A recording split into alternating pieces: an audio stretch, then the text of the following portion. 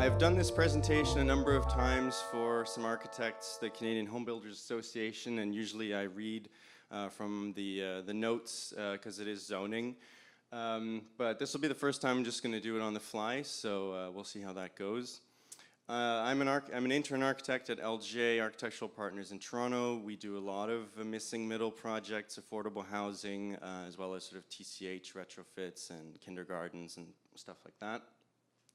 But this is a project where LGA worked with U of T and was funded by the Neptus Foundation, and I don't know where Zoe is, but everyone say thank you to Zoe because I wouldn't be here without their generous support. And what it essentially is when we sat down to put this project together, we were looking at what Ihan was talking about, exactly the things that Greg just mentioned, and thought it would be great if a group of architects sat down and took this kind of planning policy discussion around allowing within the same zoning envelope of a house up to 4 units, what that would actually look like visualized as kind of architectural designs. And I'll move through this quite quickly, but all of this information is available on a website called rehousing.ca. So feel free to take a look at that. There's a section under there called the Housing Catalog where there's about 50 floor plans. I will say that we did these as a kind of zoning reform exercise and advocacy piece. They are not for construction, but they are a good reference. And so again, to kind of reiterate some of the stuff that Greg had been mentioning, when we sat down to do this, we were looking at what the city had been putting forth. What the city has gone and passed as a bylaw amendment is actually, let's say, more advanced than the work we had done in 2022. But at the time we were looking at drawings like this, which said that essentially whatever the zoning envelope box is for a house, you should be able to accommodate a multiplex within that. And we, of course, specifically looked at multiplexes. The city puts out this diagram, which has a kind of sense of scale going across the missing middle.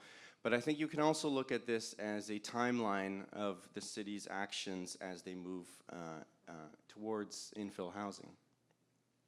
And so when we started off, we wanted to get a good sense of what was going on around the city, the sort of typical lot conditions, prices, and types of housing that were common across different neighborhoods. And so we started off like any builder or homeowner would, and actually looking at real estate listings. We categorized them into really 3 generations. There's the sort of pre-war generation, which was really before World War II. These are narrow lots, more downtown, before car dependency, so not a lot of garages. Then there's the post-war suburbs after World War II up until the sort of 1970s. These were on much more generous lots, a whole wide range of kind of garage configurations, detached garages. And then finally is the Metroburb generation, as we called it, which is sort of the 1970s and 80s post, where the house takes up a lot more of the lot coverage. There's usually an attached garage for 2 cars or so.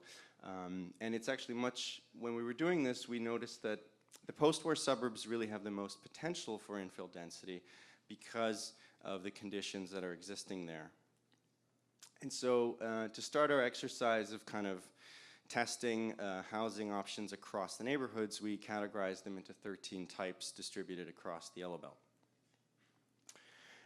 We were starting to do this sort of right when inflation went wild in the spring of 2022. And initially I thought we're going to try to cost these in a kind of dollar value. That was good luck with that last year in the spring.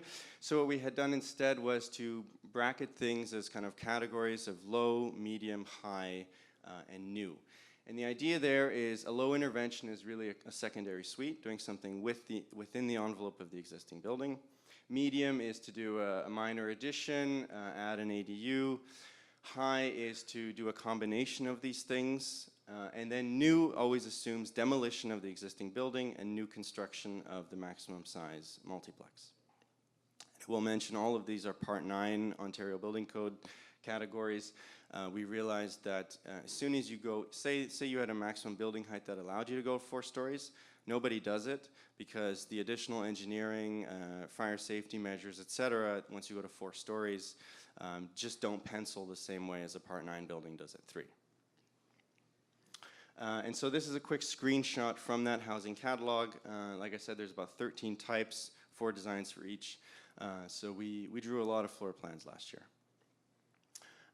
And one of the, we don't have time to go through a lot of them, but I'll show you a couple of them. This is the post-war bungalow, my favorite type. It's a house that we took the listing from Scarborough, and we overlaid, this drawing shows the overlay of what the zoning would allow for new construction of a house over the existing.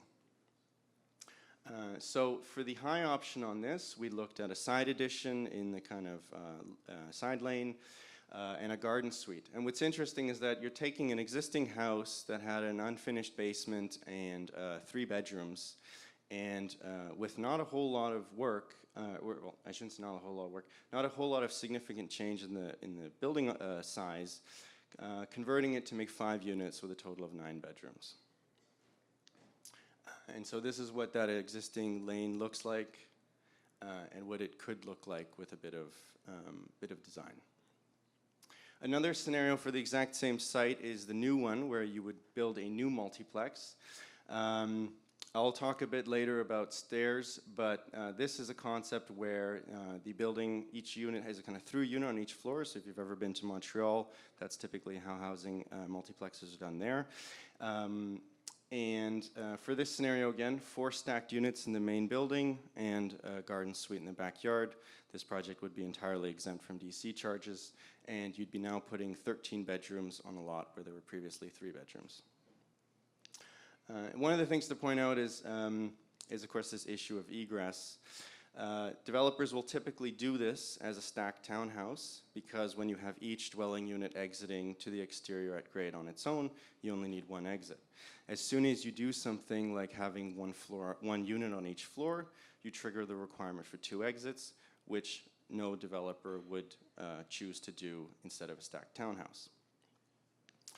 Another site that we looked at is the post-war semi, and so earlier we were talking about what you could do on a semi-lot. Here you'll again see the overlay of what the zoning allows. For this one at the high level, we did an addition sort of off the back. This of course would depend on structural feasibility. And so these again, were not for construction. This was really a zoning exercise to test what you could do hypothetically. We weren't going into an actual, knocking on doors and saying, hypothetically, can we come into your house to hypothetically open up your walls? And then another test for this site was a new option to look at how you could demolish half of that semi-detached to build something new. And again, I think the big thing to really look at here is in the same lot, the change in bedroom count and the change in how much housing is accommodated while you're still a low-rise building below 3 stories. And so this is another image showing what that existing 1960s semi-detached looks like and what it could look like. There's someone here in the audience that owned a yellow belt, and so we also wanted to put something yellow on all our images, a kind of joke to the end of the yellow belt. When I did this presentation at the Canadian Home Builders Association, some people thought the yellow windows were crazy and couldn't take us seriously. I kind of like them. And then the last option that we looked at is in the kind of metroburb generations, so houses where the existing house takes up a significant lot coverage, and what you could do there. And because of the size of the existing house, to demolish a large 2-story house to then build a 3-story new building, that's a tough pro forma to pencil and justify. And so here we focused a lot more on what you could do within the existing building envelope. And so one of the focuses here was on doing a cutout to allow the basement to have its own sort of outdoor space and access, and converting the garage. And so again, this is what that house looks like today and what that house could look like. So after we had done this project, the cities, the EHON team, Melanie and Philip, had actually reached out to us at U of T NLJ and said, this is fantastic work. We would love to use this as part of our public consultation process. Can we use your drawing set? And we were very excited about that. And part of this also then turned into a conversation of, well, we've done these drawings, but we've identified a number of issues that we think you guys should be looking at. Things like your zoning bylaw currently has a restriction on the number and size of balconies that you can do. But on the third floor, you've got a setback that would inherently conflict with that. Your soft cover landscaping percentages are going to be a problem if you're trying to make basement cutouts and you don't allow for things like permeable pavers or green roofs as alternative compliance. And so we had put together a laundry list of these issues, which they were very open-minded about and really enjoyed receiving from us. And then they came back and asked us if we would do a consultation for them, where we took they selected 3 of our designs, and we turned those into essentially kind of draft building permit set, and a document which highlighted all of the ways in which these designs violate the zoning bylaw currently. And then we redesigned them to say this is what that building would then look like if you tried to comply with the zoning bylaw, and how much kind of shittier the design would be. And so this is actually some of the documents from the city's public consultation. If you had been in those meetings in February and March, you would have seen our drawings there. And I'll just go through a couple recommendations that I think, I mean, beyond what the city passed as a zoning bylaw amendment, which went above 17 meters to include things like a building depth of 19 meters, and did a lot of really great things. A couple of additional recommendations we might suggest. One is to recognize that corner lots are special, and this takes a note from what the City of Victoria has done, which says that on a corner lot you can put more units. There's less issues of access to daylight, privacy, firefighting access, etc. And so accommodating more housing on corner lots and maybe even neighborhood retail would be a great idea. Another thing is around the definition of soft cover landscaping. What this really is intended to be about is stormwater capacity, but what it often gets interpreted as is a kind of aesthetic, we like green grass for people to mow requirement. And there should be ways that you can alternatively, through a performance-based kind of compliance, work with that. Another option is to do something that would incentivize building multiplexes without basements. That concrete bathtub is the most expensive part of your project, and so allowing additional building height so that you could do a slab-on-grade construction would be a great idea. It also would mean that your ground floor unit could be accessible. Another one, which takes sort of hints from what the City of Vancouver has done, is to give bonuses and exceptions if you meet certain sustainability or high-performance energy efficiency criteria. Because the city has gone ahead with an FSI exemption, that makes this one a bit trickier, but we think that as the city moves ahead with multiplexes, it would be really good if there was a nuance there to incentivize a high-performance building. And then, as you'll learn later on, I'm a bit of a building code nerd, but one of the things that has been recurring in discussions with architects that are doing these projects is that in the building code, if you're building a 3-story house on a lot line, you can do that sidewall construction as a wood frame. If you're doing a stacked townhouse of the exact same size, that sidewall has to be non-combustible construction, even though it's the same size of house, same size of building.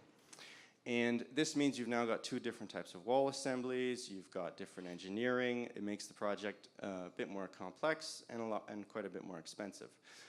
So we think that the city should accommodate, much like on laneway suites they have done sort of alternative compliance options, is that there should be a compliance alternative that you can do wood frame construction of that sidewall so long as you exceed the actual fire rating performance. I know some people will fall asleep as I get into this, but I'm sure the builders would be interested in it. Another note, which is even more kind of getting into the technical weeds, is an issue around the electrical code. Anyone trying to do a project like this will almost certainly default to natural gas systems because once you start to compute the electrical loads of your building, you'll hit a 400 amp panel really quickly. One of the problems here is that the Ontario electrical code has, if I would say, misinterpreted the Canadian electrical code. The Canadian electrical code has really clear language that if you're building a house with 1 unit, you calculate 100% of load. But if you're building a 2-unit, 3-unit, 4-unit, 5-unit building, you can reduce your additional electrical loads for each additional unit. Ontario has decided that they will only allow the reduction factor to apply once you've got a building of 5 or more units, whereas so a 4-unit building, a multiplex, triggers 100% of all loads on at all times. What that means is your electrical code calculation is assuming that you're running your dryer, your oven, your car charger, and your heat pump all at the same time every day.